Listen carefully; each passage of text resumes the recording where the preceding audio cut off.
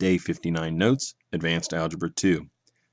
Today we are going to begin identifying attributes of polynomials, as well as talking about an accepted standard form of a polynomial expression. Let's first begin with the definition of standard form. Standard form of a polynomial indicates that the terms of the polynomial are organized by their exponents listed in descending order. We're going to take a look at that as an example with this problem down below in just a moment. The second piece of information that you need to know about polynomials is we can identify a polynomial by its degree. Now, the degree, when it comes to a polynomial, is the largest exponent of the variable.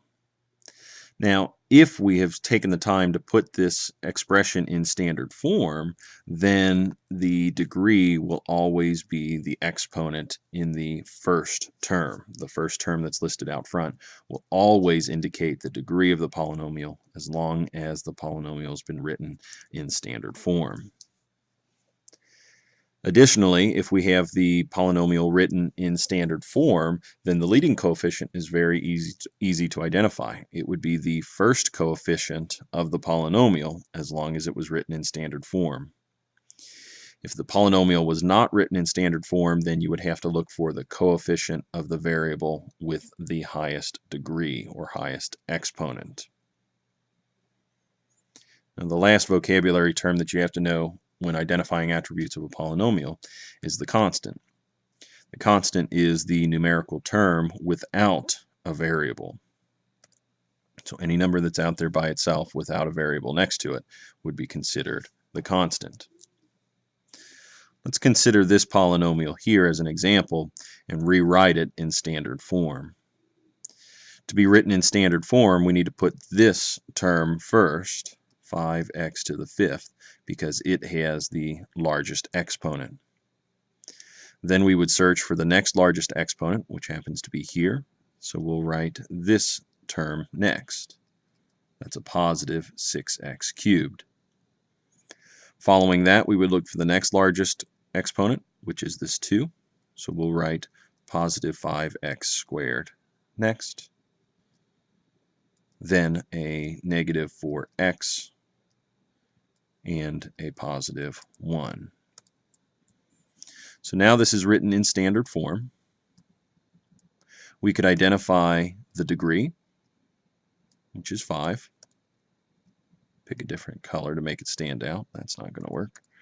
Let's just circle it with red. The degree is 5. The leading coefficient is also 5, but that's not because of the exponent, but the number in front. And the constant is 1, because that's the number without a variable. Let's take a look at these examples in this chart here. Try to identify the degree, the leading coefficient, and the constant term of each of these. Remember, the degree exists as the largest exponent. So the degree in this first example is 2. The leading coefficient is the number in front of the term that has the highest degree. And the constant term is the number without any variables. These are very easy to identify if the problem is written in standard form, but if the polynomial is not written in standard form, like example 2 and example 3, then you have to be careful when you decide what's the degree and leading coefficient. I'm going to pause the recording now and fill in the rest of the answers. I encourage you to do the same. Check your work in just a moment. And here we go. These are the solutions to the degree, leading coefficient, and constant term for these examples. I think the only one that may have thrown you off at first would have been the examples down here, second and third from the bottom. When asked for the constant term, we're looking for the value that doesn't have an x or any other variable with it. And in that case, the number here is 0. We can always add a 0 to the end of a number without changing its value. And 0 is the number here without a variable associated with it. Same thing with this second to last example.